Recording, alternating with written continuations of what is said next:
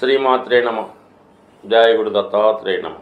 ఈ వీడియోలో మనం మార్చి 16 నుంచి 22వ తారీఖు మధ్యలో వృషభ రాశి వారికి జరగబోయే వార ఫలాలు పరిశీలించే ప్రయత్నం చేద్దాం. మరి వృషభ రాశి వారికి ఒక 4 గ్రహాలు 11వ స్థానంలో ఉండగా ఈ వారం ప్రారంభమైంది.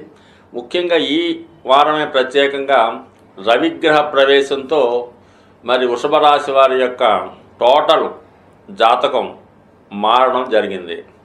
అంటే వరాలిచ్చే అధికారి, ఒక ప్రభుత్వ అధికారి, మీ తండ్రి సమానమైనటువంటి వ్యక్తి మీకు ఏదైనా కావలసినటువంటి పనులు జరిగే చోట్లో, అంటే వరాలిచ్చే చోట్లోకి రావడం వల్ల మీరు ఏ పని ప్రారంభించినా, దేని కొరకు ప్రయత్నించినా ఆ కార్యక్రమం నెరవేరే అవకాశం ఉంటుంది.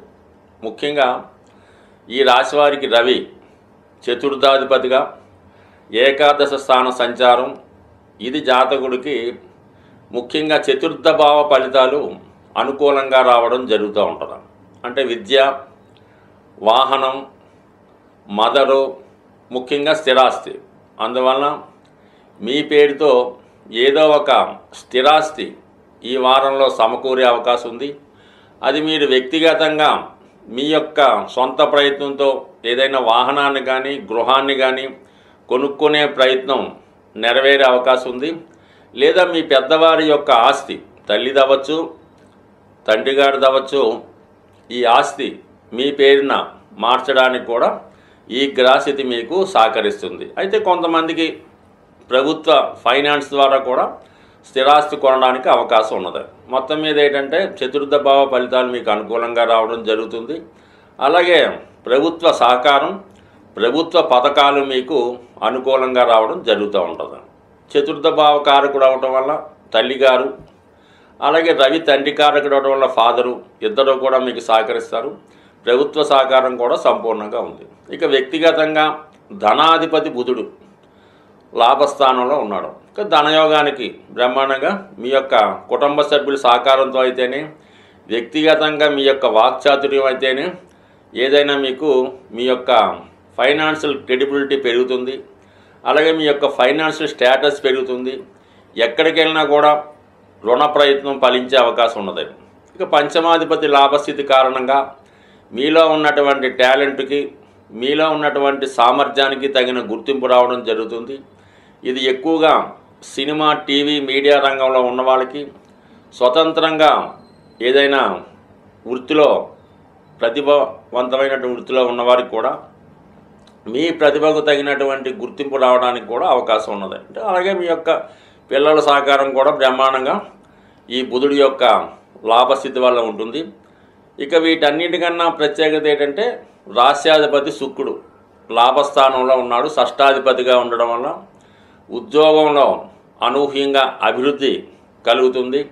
చిన్న ప్రయత్నంతో గొప్ప లాభాన్ని పొందుతారు. స్త్రీల యొక్క సహకారం పెరుగుతుంది. ఎస్పెషల్లీ మీ కుటుంబంలో ఉన్నటువంటి స్త్రీలకి హోదా పెరుగుతుంది.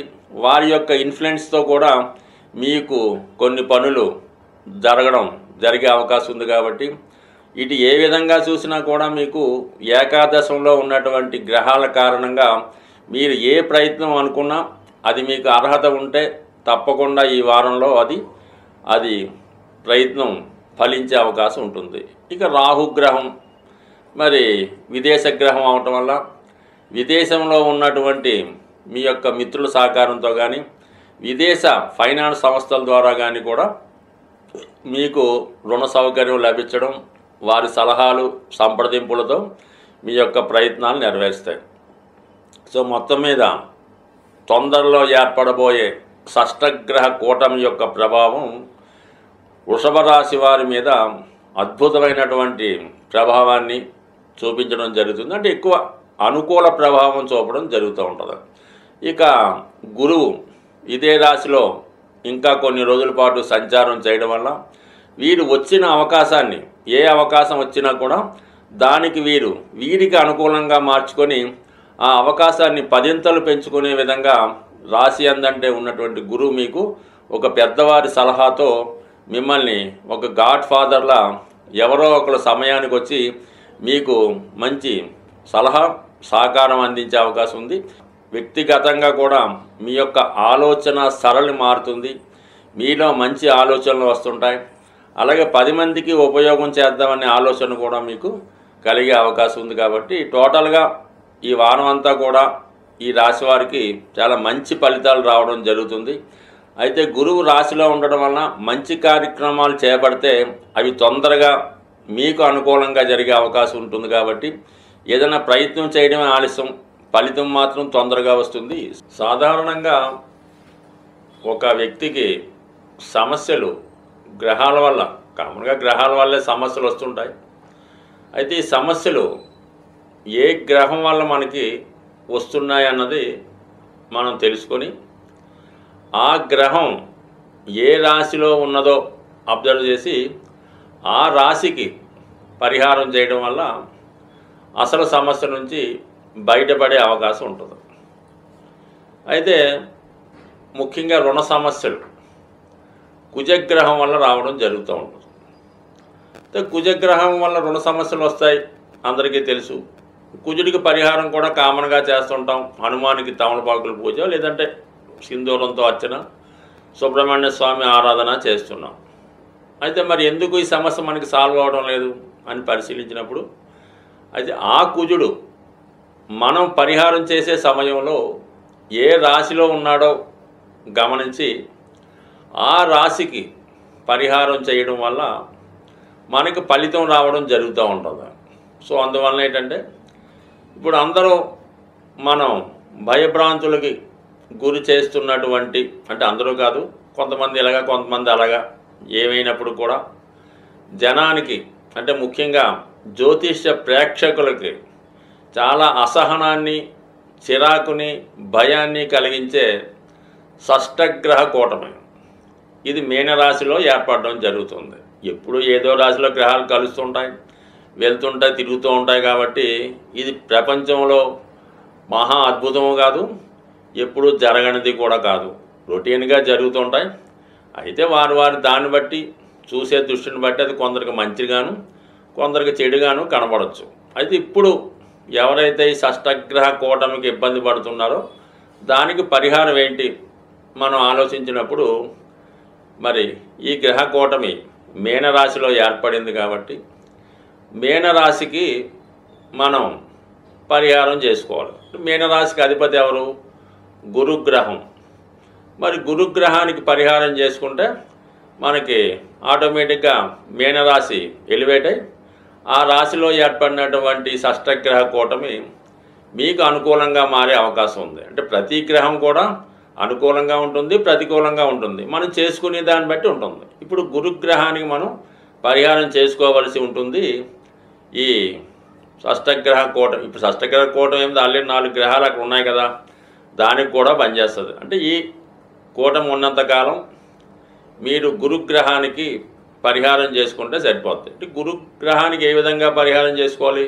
చాలా సింపుల్గా దత్తాత్రేయుడు, సాయిబాబా, రాఘవేంద్ర స్వామి, దక్షిణామూర్తి, శివుడు, చివరికి శ్రీమన్నారాయణుడు, ఎవరికి ఏ విధంగా సులువు అవుతుందో ఆ విధంగా మీరు చేసుకుంటే సరిపోతుంది.